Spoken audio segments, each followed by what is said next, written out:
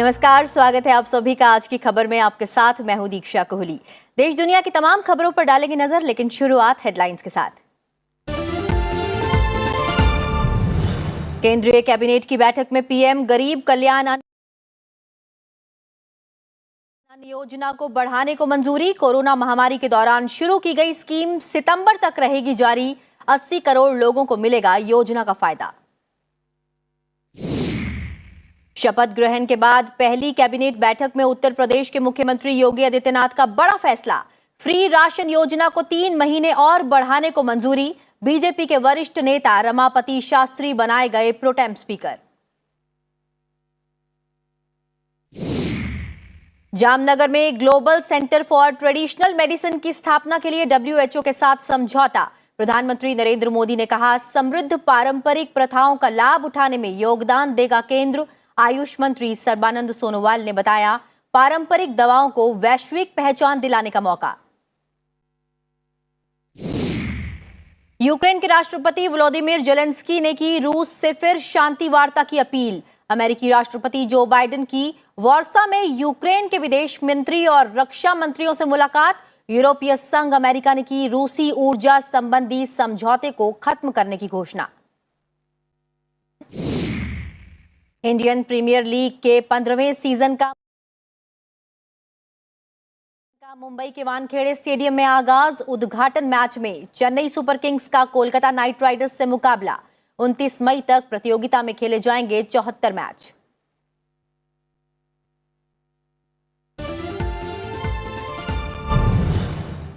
और हेडलाइंस के बाद अब एक नजर उन खबरों पर जो आज सुर्खियों में रही। राष्ट्रपति रामनाथ कोविंद उत्तराखंड के 2 दिवसीय दौरे पर हैं। यहां देहरादून के राजभवन में राज्यपाल retired lieutenant general Gurmeet Singh और मुख्यमंत्री पुष्कर सिंह धामी ने उनका स्वागत किया।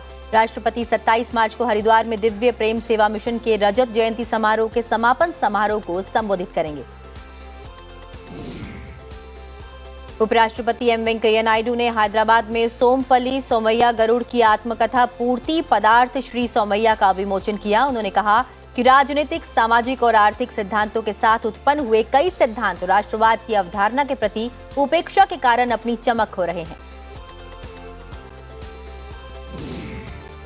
प्रधानमंत्री नरेंद्र मोदी 30 मार्च को 7 देशों के बिस्मटेक समूह के शिखर सम्मेलन में शामिल होंगे। डिजिटल माध्यम से आयोजित इस सम्मेलन में सदस्य देशों के बीच आर्थिक सहयोग को विस्तार देने पर चर्चा होगी।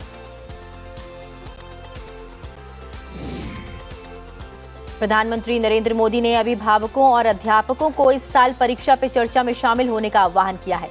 उन्होंने ट्वीट किया है कि परीक्षा पे चर्चा के दौरान हल्का फुल्का संवाद होता है। परीक्षा और जीवन के विभिन्न पहलुओं पर बात करने का अवसर मिलता है।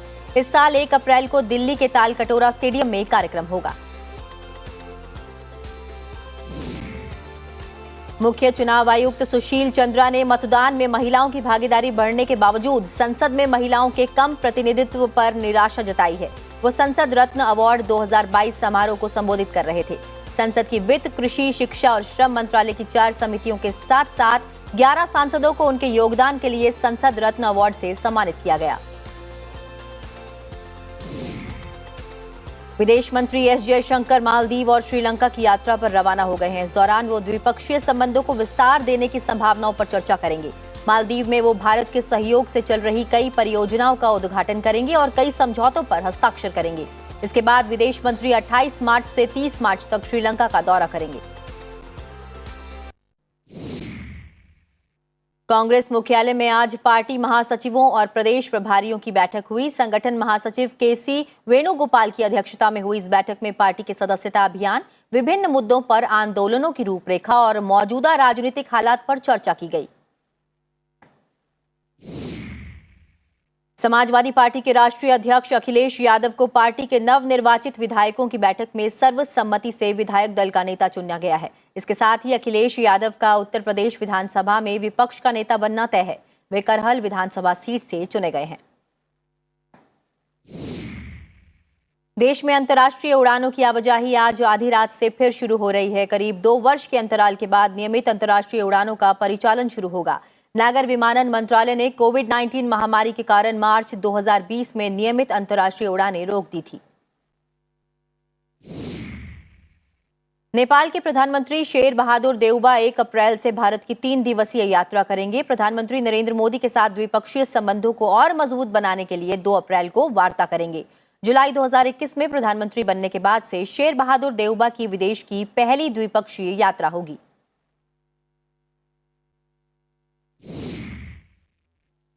और अब खबरें विस्तार से। केंद्र सरकार ने पीएम गरीब कल्याण अन्न योजना को 6 महीने और बढ़ाने को मंजूरी दे दी है। प्रधानमंत्री नरेंद्र मोदी की अध्यक्षता में आज कैबिनेट की मीटिंग हुई, जिसमें यह फैसला लिया गया। गरीब परिवारों को इस योजना का लाभ मिलेगा और अब 30 सितंबर तक ये लाभ जारी रहेगा। ये योजना मार्च 2022 में खत्म हो रही थी। कोरोना काल में अप्रैल 2020 में केंद्र सरकार ने प्रधानमंत्री अन्न योजना की शुरुआत की। इस योजना के अंतर्गत 80 करोड़ लोगों को मुफ्त खाद्यान्न दिया जा रहा है।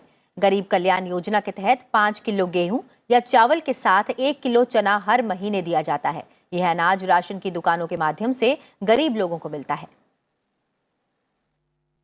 उत्तर प्रदेश में दूसरे कार्यकाल के लिए शपथ लेने के बाद मुख्यमंत्री योगी आदित्यनाथ की अध्यक्षता में आज मंत्रिमंडल की बैठक हुई। इसमें कोविड-19 महामारी के दौरान शुरू की गई मुफ्त राशन योजना को 3 महीनों तक के लिए बढ़ाने का निर्णय लिया गया है। मुफ्त राशन योजना को पहले मार्च 2022 तक के लिए बढ़ाया गया था। इसमें 15 करोड़ लोगों को मुफ्त राशन देने का प्रावधान है। इस योजना के तहत अगले 3 और महीने तक खाद्यान्न योजना के तहत प्रदेश के 15 करोड़ लोगों को दाल, नमक, चीनी के साथ खाद्यान्न मिलता रहेगा। बैठक के बाद योगी आदित्यनाथ ने कहा कि योजना के अंतर्गत राज्य की 15 करोड़ अंत्योदय जनता को 15 किलोग्राम खाद्यान्न और पात्र परिवारों को 5-5 किलोग्राम खाद्यान्न मिलता रहेगा। बाद में मुख्यमंत्री योगी आदित्यनाथ ने अपर मुख्य सचिव, प्रमुख मुख्य सचिव और अन्य अधिकारियों के साथ बैठक की। इसमें राज्य में सुशासन की स्थापना को और मजबूती के साथ आगे बढ़ाने पर जोर दिया। यह योजना चूंकि मार्च 2022 तक ही थी, आज मंत्रिमंडल ने निर्णय लिया है कि अगले 3 महीनों के लिए इस योजना को प्रदेश के सभी 15 करोड़ लोगों के लिए फिर से हम लोग लागू करेंगे। उत्तर प्रदेश की राज्यपाल आनंदीबेन पटेल ने आज राजभवन में बीजेपी के वरिष्ठ नेता रमापति शास्त्री को विधानसभा के प्रोटेम स्पीकर पद की शपथ दिलाई। इस अवसर पर मुख्यमंत्री योगी आदित्यनाथ भी मौजूद थे। रमापति शास्त्री गोंडा जिले के मनकापुर से बीजेपी विधायक हैं। प्रोटेम स्पीकर के तौर पर रमापति शास्त्री उत्तर प्रदेश विधानसभा के नवनिर्वाचित विधायकों को शपथ दिलाएंगे। 8 बार के विधायक रमापति शास्त्री पिछली योगी आदित्यनाथ सरकार में समाज कल्याण मंत्री थे। जामनगर में वैश्विक पारंपरिक औषधि केंद्र यानी global centre for traditional medicine की स्थापना होगी। इसके लिए जिनेवा में भारत और विश्व स्वास्थ्य संगठन ने समझौते पर हस्ताक्षर किए हैं। 21 अप्रैल 2022 को गुजरात के जामनगर में शिलान्यास समारोह होगा। केंद्रीय आयुष मंत्री सर्बानंद सोनोवाल ने कहा है कि ये अपनी तरह का पहला केंद्र होगा। इससे भारतीय पारंपरिक औषधि और चिकित्सा पद्धति को दुनिया में नई पहचान मिलेगी। केंद्रीय मंत्रिमंडल ने भारत में WHO के वैश्विक पारंपरिक औषधि केंद्र की स्थापना को 9 मार्च को मंजूरी दी थी। इस समझौते पर हस्ताक्षर होने के बाद इस केंद्र की स्थापना का मार्ग और मजबूत हो गया है। WHO के महानिदेशक टेड्रोस घेब्रेयेसस ने कहा है कि प्रधानमंत्री नरेंद्र मोदी की उपस्थिति में 13 नवंबर 2020 को आयुर्वेद दिवस के अवसर पर भारत में global centre for traditional medicine की स्थापना की घोषणा की थी। ये अकेला WHO का global centre for traditional medicine होंगी दुनिया में। तो इसलिए मैं मानता हूं इसके जरिए हमारे देशवासियों को दुनिया में परंपरागत चिकित्सा पद्धति में नेतृत्व देने के लिए एक बहुत बड़ा मौका मिला है। भारत ने विश्व स्वास्थ्य संगठन के साथ एक करार किया है। इसके तहत गुजरात के जामनगर में केंद्र की स्थापना की जाएगी। इसमें करीब 250 मिलियन अमेरिकी डॉलर का निवेश होगा। इस करार के बाद प्रधानमंत्री नरेंद्र मोदी ने कहा कि यह एक सराहनीय पहल है। आयुष मंत्रालय ने आज भारत में पारंपरिक चिकित्सा के लिए बड़ा कदम बढ़ाया है। लिहाजा मंत्रालय ने गुजरात के जामनगर में WHO ग्लोबल सेंटर की स्थापना के लिए विश्व स्वास्थ्य संगठन के साथ समझौते पर हस्ताक्षर किए हैं। आयुष मंत्रालय के इस फैसले का स्वागत करते हुए प्रधानमंत्री ने कहा कि भारत की पारंपरिक दवाएं और स्वास्थ्य पद्धतियां विश्व स्तर पर बहुत लोकप्रिय हैं। WHO ग्लोबल सेंटर हमारे समाज में तंदुरुस्ती बढ़ाने में काफी मदद करेगा। केंद्रीय अन्वेषण ब्यूरो का जांच दल आज फिर पश्चिम बंगाल के बीरभूम जिले के बोगदुई गांव पहुंचा और हिंसक घटना की जांच शुरू की, जिसमें 8 लोगों की जान चली गई थी। 20 लोगों की सीबीआई टीम उस घर के भीतर गई जहां जलकर खाक हुए 7 लोगों के शव बरामद हुए थे। सीबीआई ने कहा कि आज से जांच शुरू कर रहे हैं और हमें युद्ध स्तर पर जांच करनी है क्योंकि हमें तय समय में काम पूरा करना है। सीबीआई ने विभिन्न धाराओं के तहत 21 आरोपियों को नामजद किया है। सीबीआई फॉरेंसिक अधिकारियों ने भी जले हुए घरों का दौरा किया और नमूने एकत्रित करने शुरू किए। कलकत्ता हाईकोर्ट ने बीरभूम हत्याकांड की जांच का जिम्मा सीबीआई को सौंपा है। हाईकोर्ट ने सीबीआई को 7 अप्रैल तक रिपोर्ट सौंपने को कहा है। पश्चिम बंगाल विधानसभा में विपक्ष के नेता सुवेंदु अधिकारी और दूसरे बीजेपी नेताओं ने बीरभूम हिंसा के विरोध में पदयात्रा निकाली। सुवेंदु अधिकारी ने कहा कि सिर्फ हत्यारे को गिरफ्तार करने से काम नहीं होगा, बल्कि इस घटना के साजिशकर्ता को भी जल्द से जल्द पकड़ना चाहिए। उधर अधीर रंजन चौधरी के नेतृत्व में कांग्रेस नेताओं ने भी पश्चिम बंगाल में हत्याओं और बीरभूम हिंसा के विरोध में प्रदर्शन किया। कांग्रेसी नेताओं ने हावड़ा में विरोध मार्च निकाला। वक्त हो चला एक छोटे से ब्रेक का। ब्रेक के बाद खबरें राज्यवार, साथ ही आपको बताएंगे जो बाइडेन की पोलैंड यात्रा से जुड़ी खबर। बने रहिए संसद टीवी के साथ।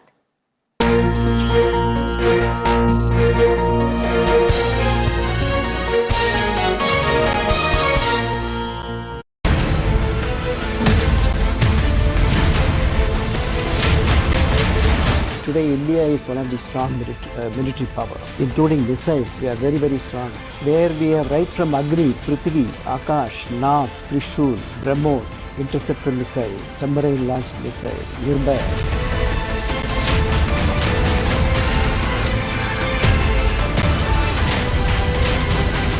India had started testing some key technologies, a state-of-the-art technology for guided missiles, and the world was alarmed.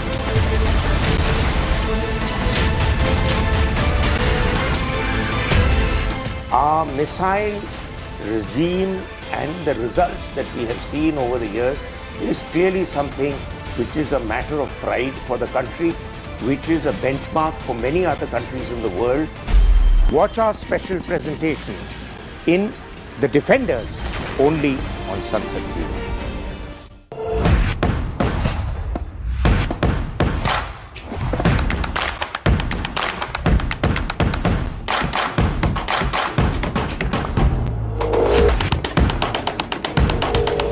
India is swiftly creating world-class infrastructure and is aiming to emerge as the global manufacturing hub in the post-COVID world. Industrial corridors offer an effective solution by integrating industry with its relevant infrastructure needs. Any investor who want to set up the units, they'll get developed plot of land with plug-and-play facility. We provide all the infrastructure requirements of any industry, which helps them become competitive at the global stage. We'll be able to generate employment for about 1 lakh people and beyond. I appeal to all of you. मामले में महत्वपूर्ण मुद्दों को उठाइए। मैं आपकी अनुमति से कोई सरकार इस पे विचार कर रही है। What is important for all of us to realize is What I want to ask the Honourable Minister. What specific intervention are you doing? Politics कर देश में भेद खड़ा नहीं करना चाहिए। सरकार इसके लिए निरंतर प्रयास कर रही है। a report of the Department of Parliament Standing Committee. प्रश्न ये है कि विधेयक पारित किया जाए। हमारे मंत्रालय ने 6 साल में आम जनता तक पहुंचाने की व्यवस्था है।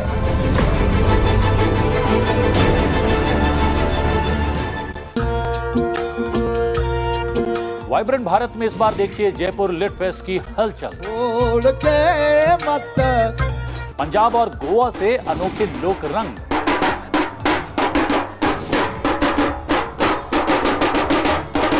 दिल्ली से कला और संस्कृति की बहुत सारी बातें। वाइब्रेंट भारत रविवार रात 9:30 बजे सिर्फ संसद टीवी पर।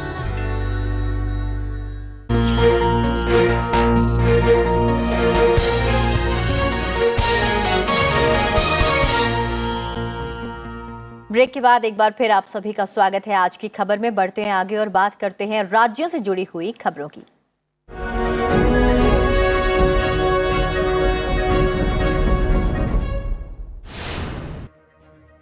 केंद्रीय मंत्री नितिन गडकरी ने महाराष्ट्र के सांगली में 2 राष्ट्रीय राजमार्ग परियोजनाओं का उद्घाटन किया। उन्होंने कहा कि विकास कार्य महाराष्ट्र में हो या भारत में या कहीं और, उसे किसी भी प्रकार की राजनीति को बीच में लाए बिना पूरा किया जाएगा। केंद्रीय मंत्री सर्बानंद सोनोवाल ने सागरमाला परियोजना के 7 साल पूरे होने पर आयोजित एक कार्यक्रम में कहा कि इसके तहत 45,000 करोड़ रुपए की 29 परियोजनाओं को सफलतापूर्वक लागू किया गया है। इस दौरान उन्होंने सागरमाला कार्यक्रम के लिए एक मोबाइल एप्लीकेशन भी पेश किया। दिल्ली के उप मुख्यमंत्री मनीष सिसोदिया ने आज विधानसभा में वित्त वर्ष 2022-23 के लिए 75,800 करोड़ रुपए का बजट पेश किया। बजट में शिक्षा क्षेत्र के लिए 16,278 करोड़ रुपए के आवंटन की घोषणा की गई। वहीं मनीष सिसोदिया ने दिल्ली में एक इलेक्ट्रॉनिक सिटी बसाने का प्रस्ताव रखा, जिससे करीब 80,000 रोजगार पैदा होने की उम्मीद है। रितु खडूरी उत्तराखंड की पहली महिला विधानसभा अध्यक्ष चुनी गई हैं। अध्यक्ष पद के लिए एकमात्र नामांकन होने से रितु खंडूरी को निर्वाचित घोषित किया गया है। रितु खंडूरी कोटद्वार विधानसभा सीट से बीजेपी विधायक हैं। मुख्यमंत्री ने उन्हें इसके लिए बधाई दी है।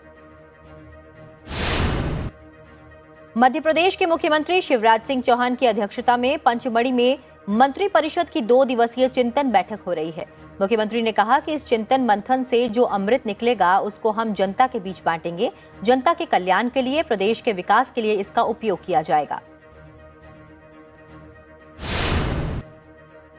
हरियाणा के पूर्व मुख्य सचिव व सेवानिवृत्त आईएएस विजय वर्धन नए मुख्य सूचना आयुक्त बन गए हैं। मुख्यमंत्री मनोहर लाल खट्टर ने हरियाणा निवास में पद व गोपनीयता की शपथ दिलाई है। वहीं सूचना आयुक्त के रूप में सेवानिवृत्त आईएएस एसएस फुलिया ने शपथ ली है। उत्तर प्रदेश के विधानसभा चुनाव में समाजवादी पार्टी के साथ गठबंधन करने वाले आरएलडी अध्यक्ष जयंत चौधरी ने गठबंधन जारी रखने की बात कही है। पार्टी के नवनिर्वाचित 8 विधायकों के साथ बैठक में विधानसभा चुनाव की समीक्षा के लिए एक समिति गठित की गई है। पंजाब के मुख्यमंत्री भगवंत मान ने मानसा में पिंक वॉलवर्म के हमले से प्रभावित कपास किसानों को मुआवजा चेक सौंपे। उन्होंने कहा कि लोग ईमानदार हैं, लेकिन व्यवस्था को ठीक करने में थोड़ा समय लगेगा, हर काम हो जाएगा। झारखंड के मुख्यमंत्री हेमंत सोरेन ने कोल इंडिया पर 1.36 लाख करोड़ रुपए बकाये को लेकर केंद्रीय मंत्री प्रहलाद जोशी को पत्र लिखा है और इसे जल्द चुकाए जाने की अपील की है। उन्होंने कहा है कि अगर ये राशि नहीं मिली तो राज्य में कोयला खनिज पर बैरिकेडिंग और ताला लगा दिया जाएगा। ओडिशा में शहरी निकाय चुनाव में सत्तारूढ़ बीजू जनता दल ने शानदार प्रदर्शन किया है। बीजू जनता दल ने 108 शहरी स्थानीय निकाय परिषदों में से 95 पर जीत हासिल की है। बीजेपी को 6, कांग्रेस को 4 और निर्दलीयों को 3 सीटें मिली हैं। केरल में निजी बस ऑपरेटर ईंधन की बढ़ती कीमतों के जवाब में किराया बढ़ाने की मांग को लेकर हड़ताल पर चले गए हैं, जिसकी वजह से लोगों को खासी परेशानी का सामना करना पड़ रहा है। तमिलनाडु के मदुरै जिले के थिरुवल्लुवर में पारंपरिक मछली पकड़ने का त्योहार मनाया जा रहा है। ये त्योहार हर साल गर्मी के मौसम की शुरुआत के साथ मनाया जाता है। इस दौरान लोग तालाब में मछली पकड़ते हैं और इस बार भी हजारों की संख्या में लोग इस उत्सव में शामिल हुए हैं।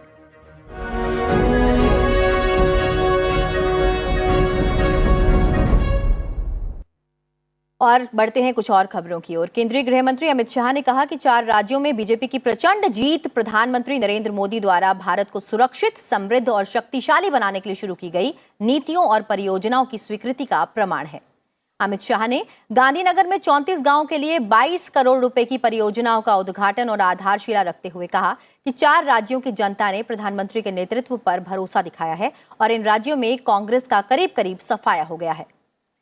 वहीं अमित शाह ने गांधीनगर के कलोल टाउन हॉल में रेलवे फुट ओवर ब्रिज का शिलान्यास किया है।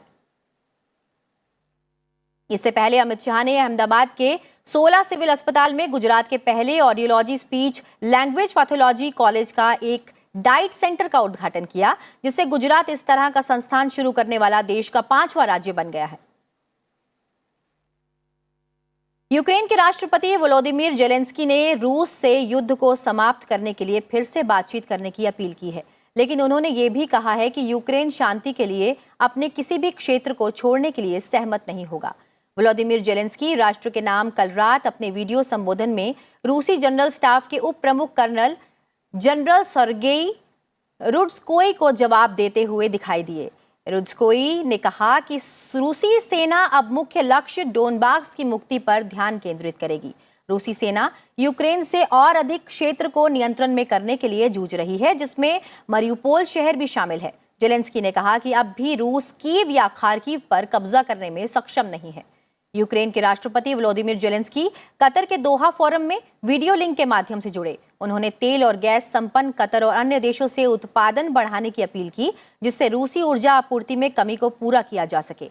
जेलेंस्की ने संयुक्त राष्ट्र और विश्व के शक्तिशाली देशों से उनकी मदद के लिए आगे आने की अपील की। अमेरिका के राष्ट्रपति जो बाइडेन ने वार्सा में पोलैंड के राष्ट्रपति आंद्रेजेज डूडा से मुलाकात की। उनका यूक्रेन के विदेश और रक्षा मंत्रियों से मुलाकात का आज दौरा था। अमेरिका के राष्ट्रपति जो बाइडेन ने यूक्रेन पर रूस के हमले के कारण भागकर आए 20 लाख से अधिक शरणार्थियों को पनाह देने के लिए पोलैंड की सराहना की। उन्होंने रूस पर नाटो में फूट डालने की कोशिश का आरोप लगाया और संगठन को और मजबूत करने पर जोर दिया। इससे पहले जो बाइडेन ने अमेरिका के उन हजारों सैनिकों में से कुछ से मुलाकात भी की, जिन्हें मानवीय सहायता में मदद करने और नाटो के पूर्वी छोर पर अमेरिकी सेना की उपस्थिति बढ़ाने के लिए पोलैंड की सीमा के करीब भेजा गया है। यमन में हूती विद्रोहियों से लड़ रहे सऊदी अरब के गठबंधन ने लाल सागर तट पर स्थित रणनीतिक महत्व के एक शहर में हवाई हमले किए हैं।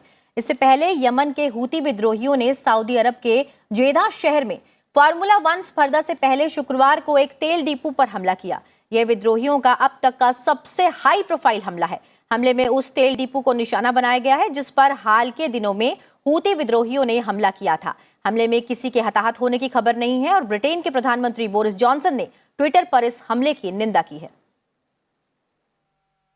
चीन ने सोमवार को दुर्घटनाग्रस्त हुए बोइंग 737 विमान हादसे में 132 के मारे जाने की औपचारिक पुष्टि कर दी है। बचाव दल ने 120 लोगों के डीएनए की पहचान कर ली है। चाइना ईस्टर्न एयरलाइंस के विमान का ब्लैक बॉक्स बुधवार को ही क्षतिग्रस्त हालत में बरामद कर लिया गया था।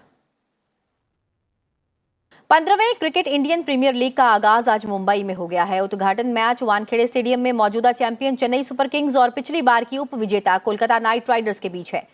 65 दिन तक चलने वाली प्रतियोगिता में कुल 74 मैच खेले जाएंगे। 70 लीग मुकाबलों में से 55 मुंबई में और 15 मैच पुणे में खेले जाएंगे।